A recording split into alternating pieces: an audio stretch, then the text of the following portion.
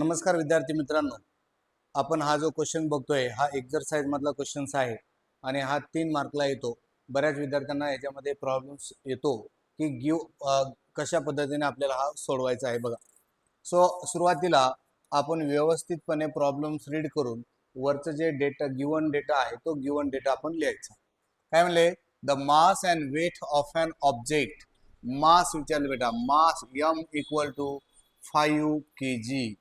Next one विचारले weight मध्ये newton मध्ये काय असतं, नेहमी वेट असतं। So weight on earth equal to 49 newton. What will the value on the moon, अंदर त्यांनी विचारले की mass on moon equal to question mark आहे आणि weight on moon equal to काय आहे, क्वेश्चन मार्क। खूप कॉम्प्लिकेटेड बऱ्याचशा विद्यार्थ्यांना वाटतो क्वेश्चन, पण अतिशय सिंपल आहे की कशा पद्धतीने आपल्याला सॉल्व करायचं आहे। की तुम्हाला माहिती आहे की मास एव्हरीवेअर कॉन्स्टंट आहे। मास एव्हरीवेअर कॉन्स्टंट म्हणजे मास ऑन अर्थ जे आहे तेच काय असणार आहे, मास ऑन मून असणार आहे।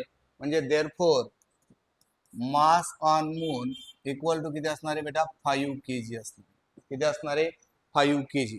Weight on moon, so therefore by using formula, कोणता फॉर्म्युला करायचा आपल्याला, वापर इथं वेट ऑन मून विचारलेला आहे तर फॉर्म्युला सगळ्यात सिंपल आहे की weight on moon equal to 1/6 into की काय आहे, weight on earth. Weight on earth, so weight on moon as it is 1/6 into weight on earth किती दिले, वेट ऑन अर्थ आपल्याकडे आहे 49, म्हणून इथं काय लिहिणार आहे आपण, 49 घेऊ। चला फ्रॅक्शन नंबर मल्टिप्लिकेशनचा आहे। So weight on moon equal to 49 upon काय आलं, 6 आलं। 6 7 42, 6 8 48, 6 1 6, 6 8 48, बाकी उरली 1, 1 ला भाग जात नाही, याच्यावरती घेतला 0, इथं घेतला पॉईंट।